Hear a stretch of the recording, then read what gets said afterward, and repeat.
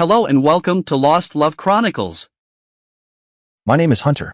My wife has been acting really strange for the past few weeks, and I'm getting worried something is up. We've been married 5 years, together for 7, and I've never seen her behave like this. I'm not the jealous or paranoid type at all. Trust has never been an issue between us, so the fact that I'm even sharing this has me on edge. It's not one huge red flag, it's a bunch of little things. She's become super protective of her phone all of a sudden. She used to leave it around the house, even let me use it sometimes when mine was dead. Now it's either in her pocket or right next to her, face down. She even changed her lock screen code a few weeks ago. And then there's the gym. She started going more often, which I thought was great at first. I was all for her getting a personal trainer 4 months ago. She wanted to get in shape and feel better, and I supported her 100%. But lately she's been spending extra hours there almost every other day. It's like a second job now. When I casually ask about her workouts or how it's going, she just says stuff like, "It was good," or "Great, got a shower," and then immediately changes the subject. Something about it feels off. Then there's Abigail, her best friend. Normally, Abigail is super talkative and friendly whenever she's over. She's always been chill around me, joking, talking, whatever. But in the last couple of weeks, she's been completely different. Barely making eye contact, acting nervous, and just weird. A few days ago, I came home from work and heard voices in the kitchen. My wife and Abigail were in there talking in low voices. Not laughing or gossiping like usual, just serious tones. The second I stepped inside, they both jumped like I'd snuck up on them or something. "Whoa," I said. "You two look like you saw a ghost." My wife whipped around with this huge, forced smile on her face. "Oh hey, we were just talking, just girly stuff." Abigail looked like a deer in headlights. She barely said a word, just mumbled a quick, "Hey," and practically bolted out the door. I watched her go and turned back to my wife. "What was that about? Why'd Abigail run off so suddenly?" She laughed and said I'd spooked Abigail by coming in so quietly. Claimed they'd been gossiping about something personal, apparently a mutual friend's surprise pregnancy, and didn't want me to hear because it was just girly stuff. Honestly, it sounded like a lame excuse. The whole thing felt off. Ever since then, I've had this bad feeling I just can't shake. My wife's been a little distant too. Nothing dramatic, just subtle things. I catch her telling small lies about random stuff. One night, she said she was at the grocery store for about an hour. I didn't think much of it at first, but then I remembered our usual store closes early on Sundays. I brought it up casually. "Didn't they close around 7 last night?" Without missing a beat, she replied, "Oh, I actually went to another one instead." It was quick, too quick. That kind of thing never used to happen, but it's happening more and more lately. I haven't directly confronted her about any of this. I have zero hard evidence, and I don't want to come off like some paranoid husband making accusations out of thin air. But I did try to feel things out. I asked in a roundabout way if everything was okay. Told her she seemed a little stressed or distracted lately. She didn't take it well. She got defensive, fast. Told me I was imagining things. Said she's just tired from work and the extra time at the gym. But it wasn't just the words, it was how she said it. Like I'd accused her of something awful. I honestly felt bad for even asking, but at the same time, her reaction made me more suspicious. It was a weirdly strong response to a simple "Hey, you doing all right?" kind of question. At this point, I don't know what to think. My gut's telling me something's off. I even started wondering if maybe I did something wrong. If she's mad at me about something but doesn't want to say it. And Abigail? Her behavior still gnaws at me. It wasn't just nerves or awkwardness, it was guilt. I thought for half a second maybe they were planning some kind of surprise for me. A party, a gift, something. But there's no birthday or anniversary coming up, and the vibe definitely wasn't festive. It was serious. Tense. Still, I tried to convince myself I was overthinking it all. That was until yesterday. Abigail, my wife's best friend, showed up at my doorstep unannounced, and basically blew my world up. She looked absolutely miserable standing on my doorstep. Eyes red, like she'd been crying all day. I opened the door, and before I could even get a word out, she started blurting out, "I'm so sorry. I'm so sorry." What? I barely got the word out. "I'm so sorry," she repeated again, voice cracking. "I should have told you sooner." I just stood there stunned, completely thrown off. "Abigail, what are you talking about?" Can I come in?" she asked, her hands trembling. I stepped aside and let her in. She walked into the living room like someone headed to the gallows. I shut the door and turned toward her, but before I could say anything, she just kept going.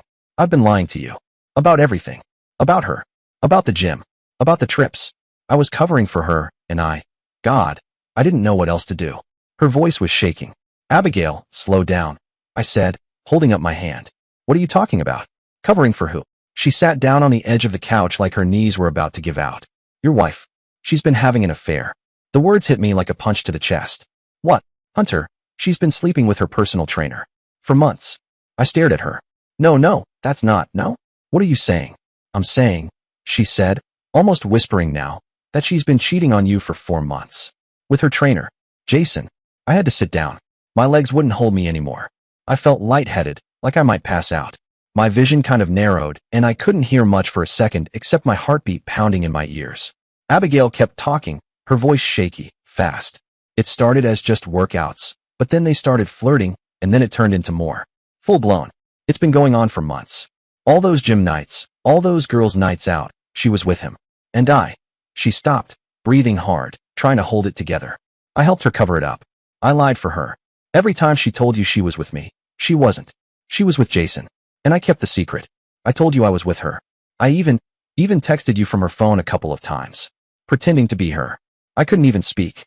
My mouth was open, but I had no words. She went out of town with him. Abigail continued. Remember that spa weekend last month? The one she said was just us? It wasn't. I wasn't there. She was with Jason. I closed my eyes.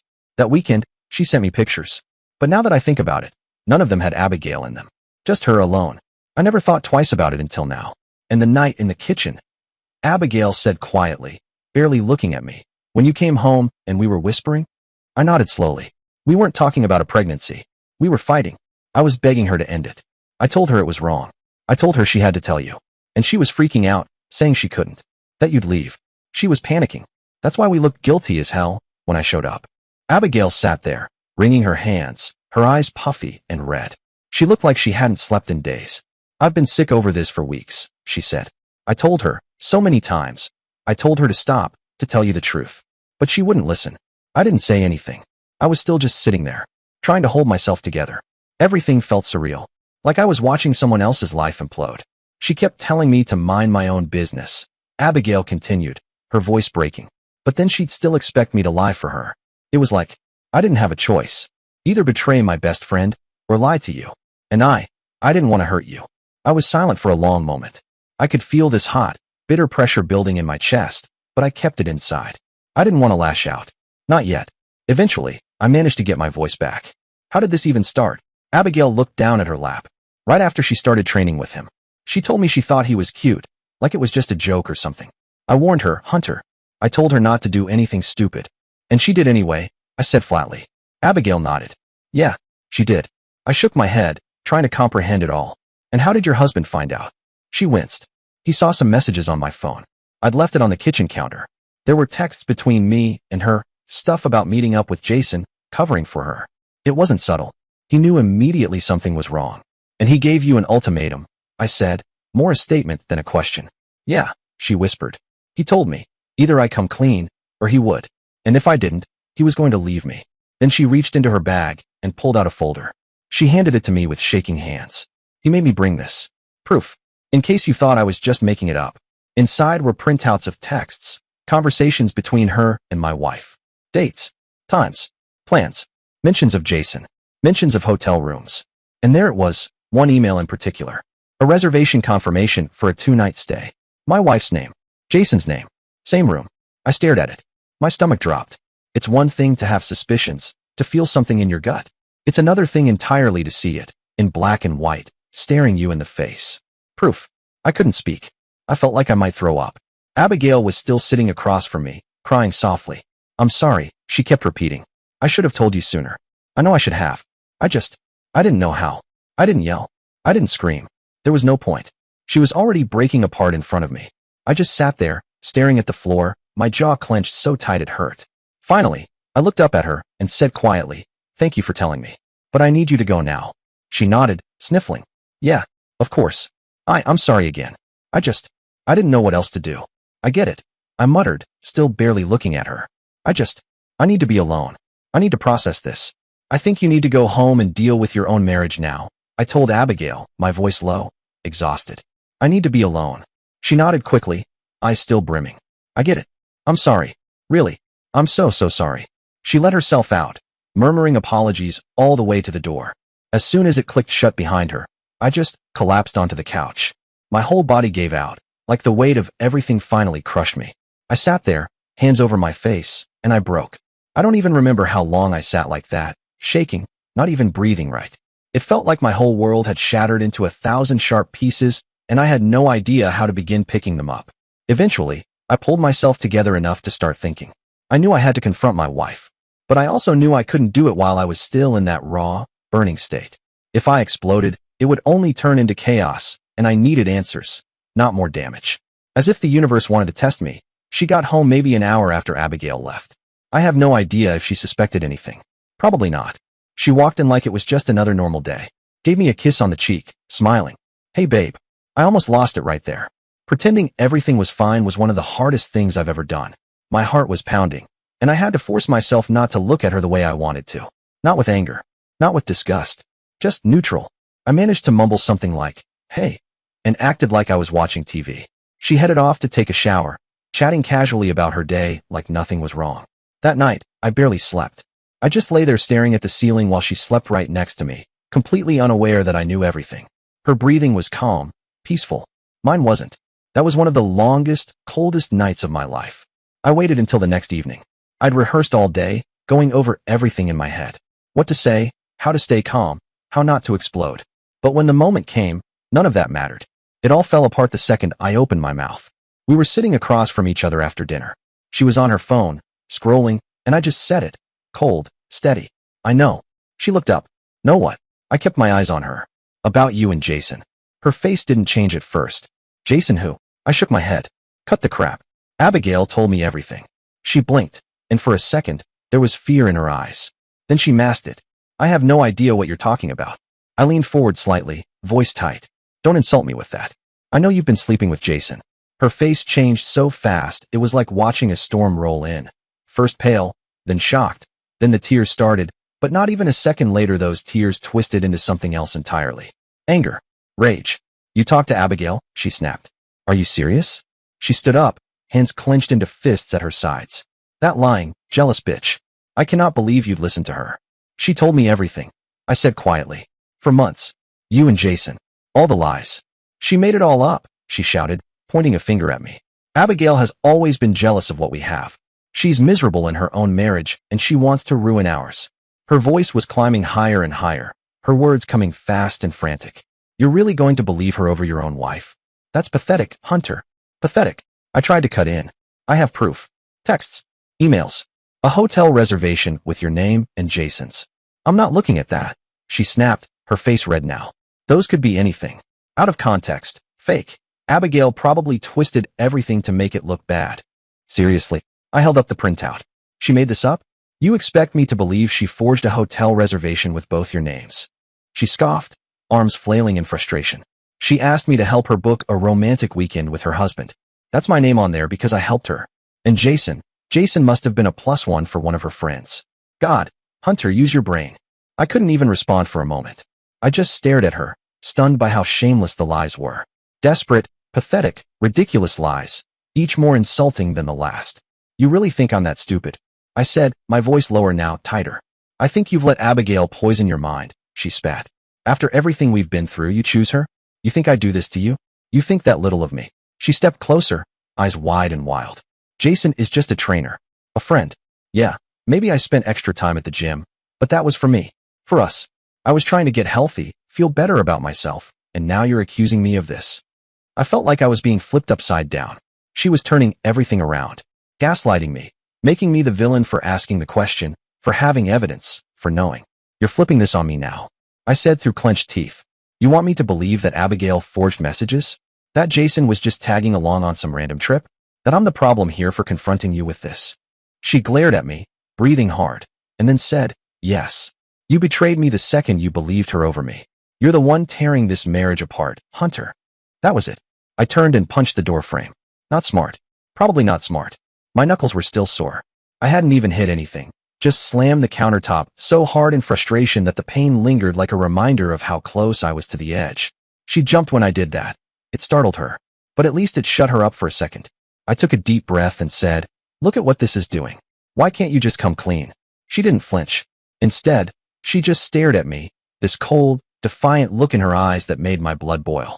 There's nothing to come clean about, she said flatly. Then the act changed, just like that.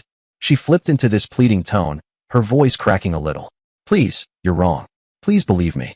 It was wild, like watching someone trying out different masks to see which one fit best. One second she was angry, snapping back at me with attitude, and the next she was trying to guilt trip me, then turning soft, begging.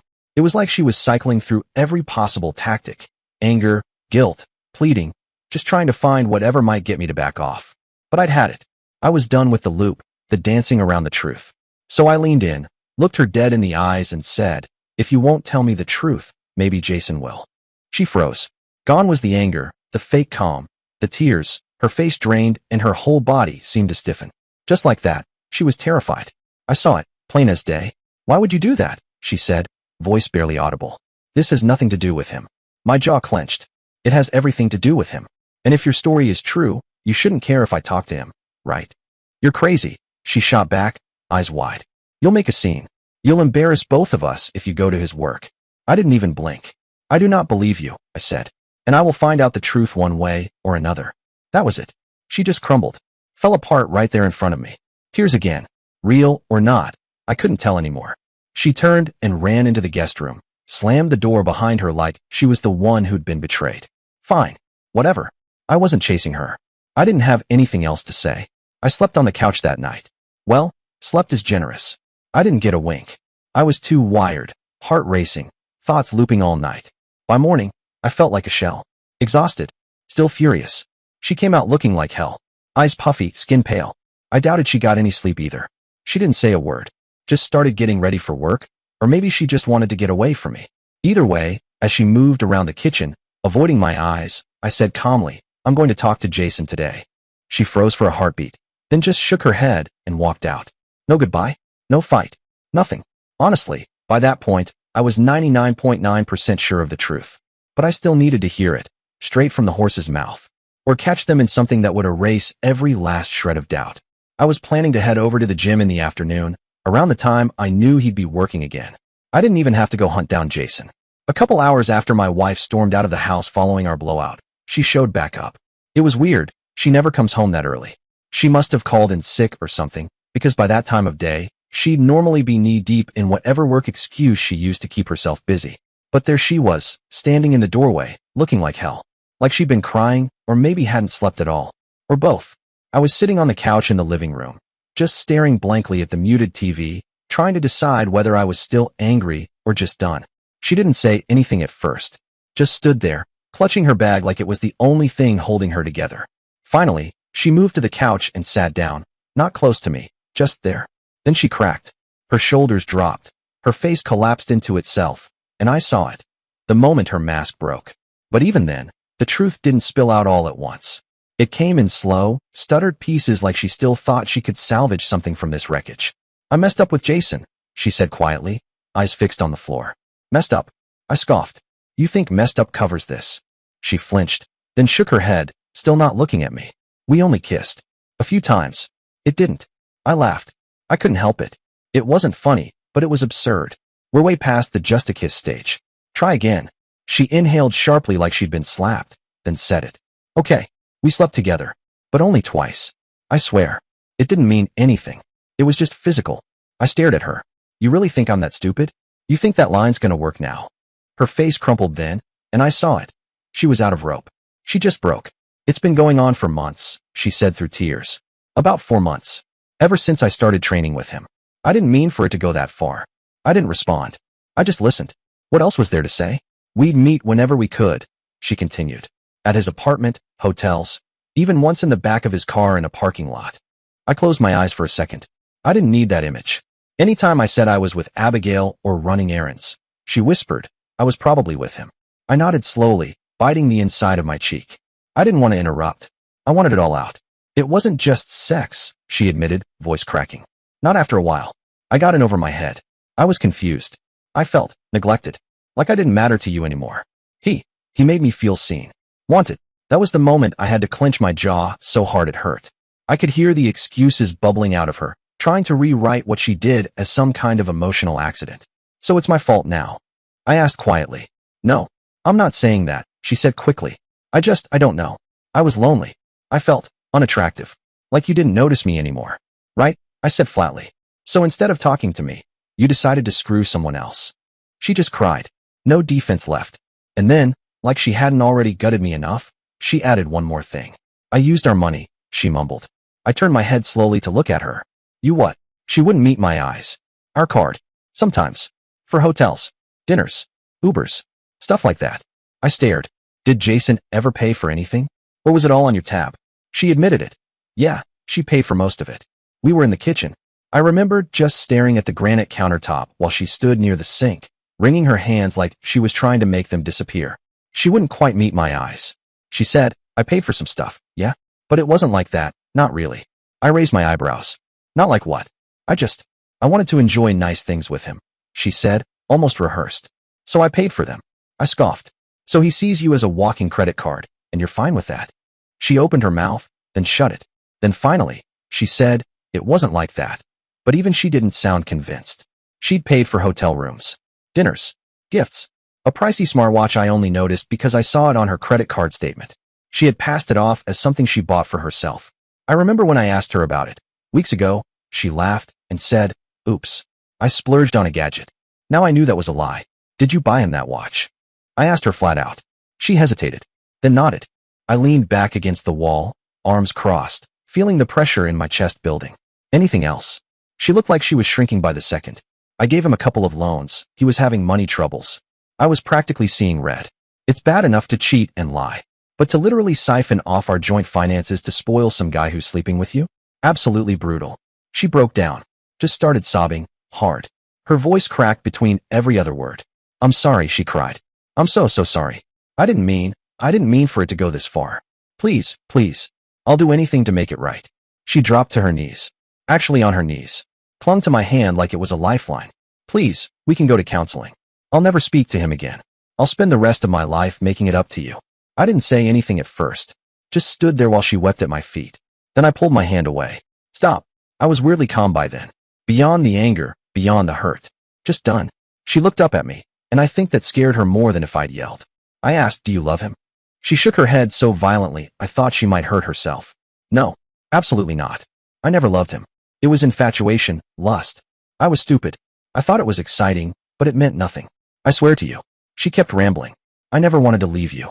I hated myself every day. It was like living a double life. I was drowning in guilt. Most of it washed over me. I didn't even really listen. Just let the words pass by like static. Then she said something that stuck.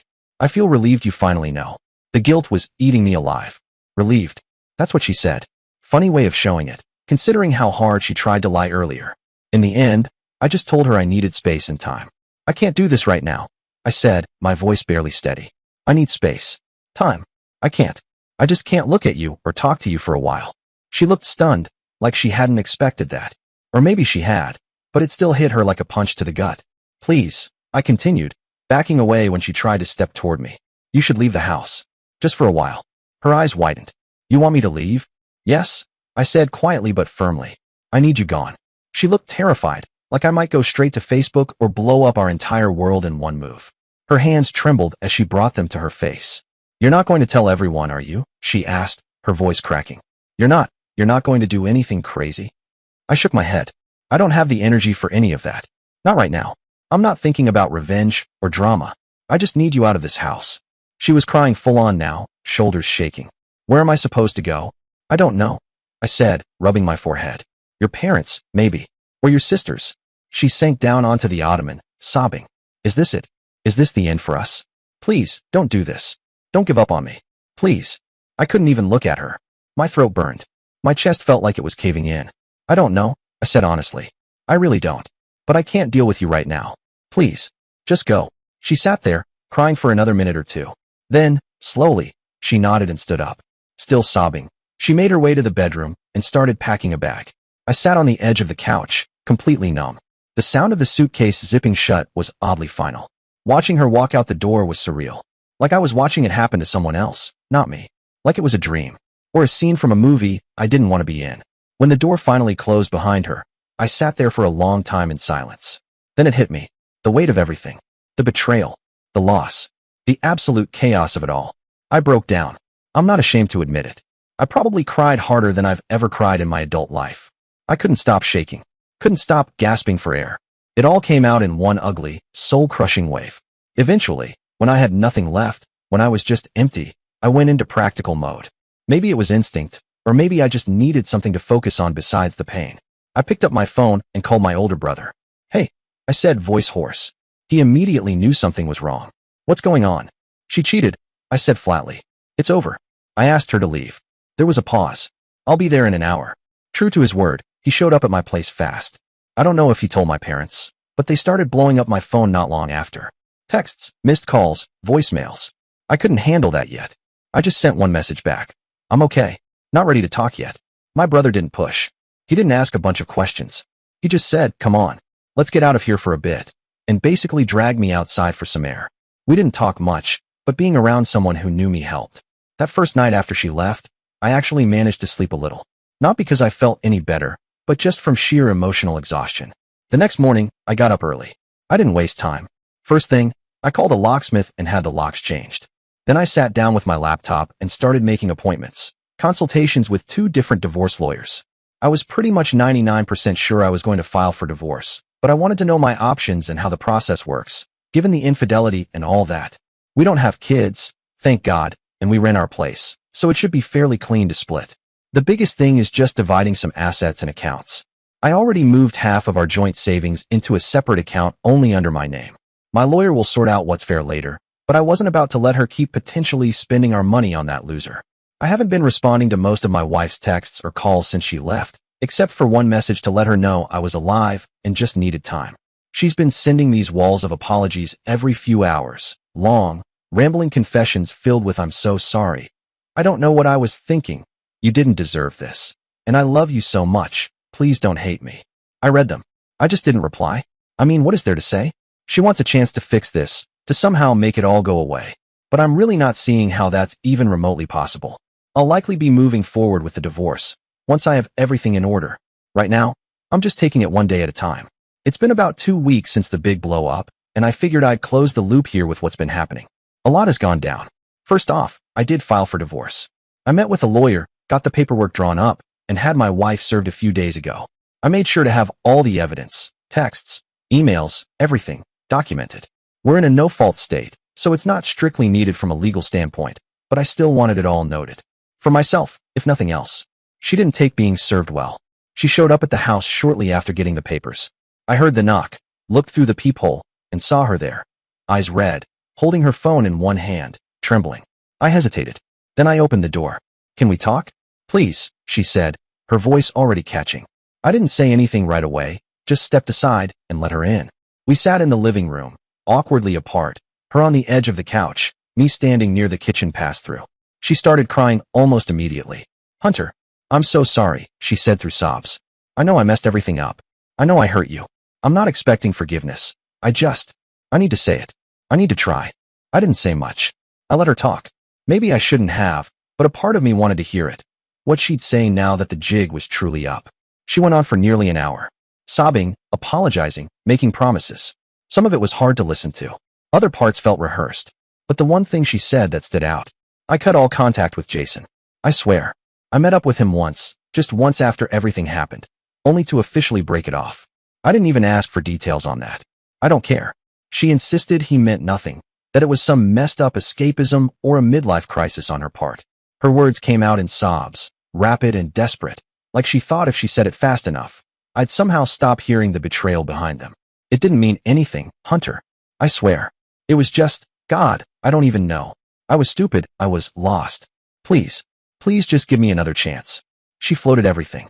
Marriage counseling, a post-nup agreement, full access to her phone, her emails, even a shared location.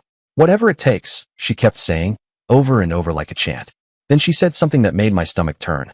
"If you want to sleep with someone else to even the score, I'll accept it. I deserve it." That was a particularly low moment. I shut that down immediately. No, I'm not doing that. I'm not going to sink to that level just to balance some imaginary scale. This isn't about revenge. This isn't a transaction. I listened. I let her speak. But I didn't engage much. I'd done my crying, my yelling, all the emotional spirals that came before this day. I'd already lived through them. At this point, I was just drained. So I told her, as calmly as I could manage, I'm moving forward with the divorce because I genuinely believe we're beyond repair. She looked like I slapped her. I went on. "I don't hate you," I said, "but I can't forgive what you did. And I'll never be able to trust you again. That trust is dead, and I'm not interested in trying to resurrect it. She crumbled, literally slid to the floor like her knees gave out. I'll be lost without you, she said. You're my whole world, Hunter. Watching her in that state, it was almost pathetic. And I know that sounds cruel, but it's the truth. I realized in that moment that I didn't have any sympathy left for her. I stayed calm, repeated myself. There's no coming back from this. I hope you get whatever help you need. But we're done. Eventually, I had to guide her to the door. Gently, but firmly. It was going nowhere. She was just looping through the same regrets, the same pleas, and I wasn't budging. I think reality finally started to sink in for her that night. Since then, she's been texting me. Long, emotional apologies. Random little memory joggers. Remember when we went to Big Bear that one winter? Remember the night we stayed up till 3 a.m. building that bookshelf because we couldn't figure it out? Sometimes I don't respond. Other times, I just say, nothing has changed. I haven't seen her in person since that day. I don't plan to, unless it's through lawyers. From what I've heard, she's staying with her parents. During all this, I've had a lot of support from the people around me. My family's been incredible. My mom, God bless her, basically wanted to drive over and slap her. Just say the word, Hunter. I'll do it. I told her to stay out of it. My friends have been keeping me busy, inviting me out to grab food, watch a game, just hang. A couple of them have crashed at my place, so I'm not alone. It helps. I did start seeing a therapist on my own, just to work through the anger and hurt in a healthy way. That's still a work in progress, and I won't pretend otherwise, but I think it's the right move. At least it feels like I'm doing something rather than just drowning in it. I also ended up talking quite a bit with Abigail's husband, the one who initially forced the truth out. He and I have sort of bonded over this messed up situation. We met up for a beer, something casual, but real. Just two guys trying to wrap their heads around how their lives got flipped sideways. I still can't believe she lied to my face like that, he said, staring down at his glass. Abigail swore she was just covering for a friend, but even that felt like a betrayal. You know, I get it, I said. Same with Stacy. I didn't see any of it coming.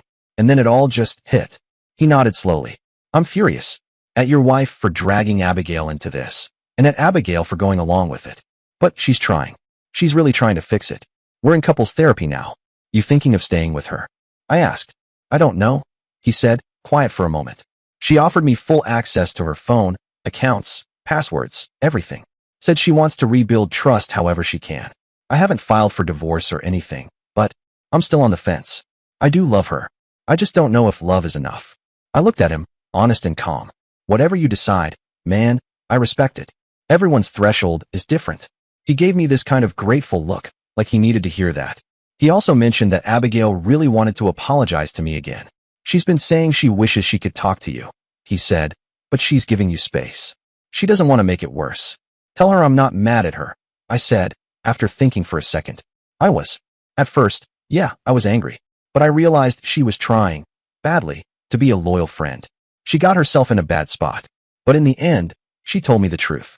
That counts for something. He nodded. I think that's going to mean a lot to her. It already does to me. Don't get me wrong. I added, I don't exactly want to hang out or anything, but you can let her know I hold no grudges. I appreciate her coming clean. Now, the question a few people have already asked me, what about Jason the trainer? Did I ever confront him or have it out with him? The answer is no. I haven't spoken to him, and I don't really plan to. Believe me, the caveman part of my brain fantasized about finding him and knocking his teeth out, but in reality, he's not worth me catching an assault charge. He's honestly irrelevant now. I'm not shedding any tears for the guy. I doubt he and my wife will be riding off into the sunset together either, especially now that she's broke and he's just a gym trainer. When I found out, I didn't even blow up. No shouting match. No broken plates. Just this cold kind of stillness. I remember looking at her, really looking, and realizing I didn't recognize her anymore. Is this really it? I had asked her the night it all came out. She just stood there, silent. No apology. No explanation that made any sense. Just this blank expression, like she'd already checked out. But whatever happens with them, if anything, is not my circus, not my monkeys, not my problem anymore. And once I let that idea settle in, that I didn't have to carry her choices anymore, it was like something inside me started to loosen. So yeah, that's where I'm at. Divorce is underway. The ex-wife-to-be is out of the house. I won't lie, packing up her stuff was weird. Watching her drive off with that last box, it hit harder than I thought it would. And I'm focusing on getting my life back on track. Still hurts. I'm not going to sugarcoat it. I walk past the empty side of the bed or open the fridge and see food she used to like, and it stings. Some days I'm angry. Some days I'm just sad. But each day that passes, I feel a tiny bit more like myself. I know for sure that ending this marriage is the right call. The amount of deceit and disrespect was just beyond anything I could work with. There was no coming back from that. No therapy, no talk could rewind what was said and done. I'm looking ahead now. I've leaned on friends and family. My buddy Joel came over the other night with pizza and beer. He didn't say anything profound, just sat with me, talked crap about football, and let the silence be comfortable. You'll get through it, he said finally. You already are. I'm keeping myself busy with work and hobbies, and I'm taking care of myself. I've started running again. Not fast, not far, but enough. And weirdly, it helps clear my head. It's going to take time to heal, but I'll get there. It's been about 6 months since the divorce was finalized. Life's been quieter. Not perfect, but solid. I've rebuilt a few things, let go of others, and most days I feel okay. Healing isn't a straight line, but I'm moving forward. Then today, I got a call from one of my old friends. I could hear the tension in his voice before he even said a word. Hey man, just thought you should know that guy. The gym trainer. He's in the hospital. I raised an eyebrow. What happened? Apparently, he got jumped. Couple of guys cornered him outside a bar last night. Broke his nose, smashed up his hand pretty bad. Cops think it was a robbery gone wrong. I stayed silent for a beat. Just listened. But here's the weird part, my friend continued. The trainer told the cops they took only his watch and the only thing they told him was, karma's not a bitch, it's a circle. What you put out comes back to you. Then they beat the hell out of him. I couldn't help it, I smiled. Just a little. No malice, no celebration. Just that quiet kind of smile you make when the universe seems to settle its own scores in its own time. Damn, I said. Hope he recovers. Yeah. Anyway, figured you'd want to know. Thanks, I said, then ended the call. I put my phone down, exhaled slowly, and went back to my coffee. Not my circus, not my monkeys, but still. Dear listeners, please share your thoughts in the comments section below and don't forget to like, share, and subscribe.